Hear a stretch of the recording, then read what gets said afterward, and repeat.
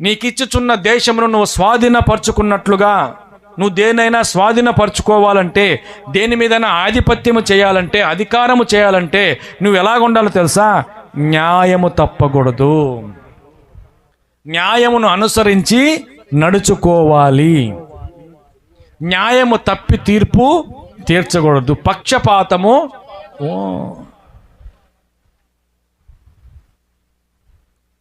వాడు వెళ్తాడమ్మా, వాడు అంటాడమ్మా, వాడు మగోడమ్మా, నువ్వే గమ్ముగుండాలమ్మా, నువ్వే నోరు తగ్గించుకోవాలమ్మా అని కోడల మీద విరుచుకోబడతారు. కొడుకు ఒక న్యాయం, కోడలకు ఒక న్యాయం. నీ కొడుకు నువ్వు మందలించవా? వాడు చేసేటటువంటి కార్యాలు, పనులు నీ కంటికి కనిపించడం లేదా? ఒరేయ్, నువ్వు చేసేది మొదటగా తప్పురా, ముందు నువ్వు తెలుసుకోరని సరిదిద్దవా? కొడుకు ఒక న్యాయం, కూతురుకు ఒక న్యాయం, కోడలకు ఒక న్యాయం, పెద్ద కుమారుడికి ఒక న్యాయము, చిన్న కుమారుడికి ఒక న్యాయము. న్యాయము తప్పిపోనట్లుగా నువ్వు తీర్పు తీర్చాలి. పక్షపాతము ఉండకూడదు. ధనం ఉండేవాడికి ఒక న్యాయం, బేదవాడికి ఒక, ఎందుకంటే వాడు నోరు తెలిసి అడగలేడు కదా. అవునంటారా కాదంటారా? మనోడికి ఒక న్యాయం, పరాయివాడికి ఒక, మన కులవాడికి ఒక న్యాయం.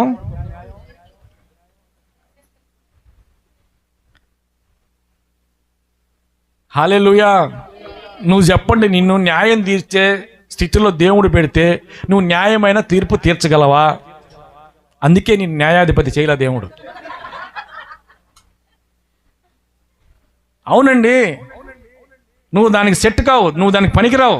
అందుకే నీకు ఆ పోస్ట్ ఇవ్వలే దేవుడు, ఆ స్థితిలో పెట్టలా నిన్ను. నీలో పక్షపాతం ఉంది, న్యాయమైన తీర్పు నువ్వు తీర్చలేవు, నీ వల్ల కాదది. హల్లెలూయా. న్యాయమును గ్రహించుటకు వివేకమును అనుగ్రహించమని నువ్వు అడిగితివి. ఏమడిగాడంట సొలొమోను? అయ్యా, నీ ప్రజలు లక్షలాది మంది అయిపోయి ఉన్నారు, వాళ్ళని లెక్కింపలేం. వాళ్ళకి న్యాయం తీర్చే స్థానంలో నువ్వు నన్ను ఉంచుతున్నావు. ఇప్పుడు నాకు కావాల్సింది దీర్ఘాయుషు కాదు, ఐశ్వర్యము కాదు, శత్రువుల ప్రాణం కాదు, న్యాయమును గ్రహించు వివేకము, తెలివి. కాబట్టి దేవుడికి ఏది ఇష్టం అంట? నువ్వు తెచ్చే బలుల కన్నా కూడా నీతి న్యాయములను అనుసరించటే ఆయనకి ఇష్టము. గట్టిగా చప్పట్లు కొడదామా? ఆమేన్. హల్లెలూయా.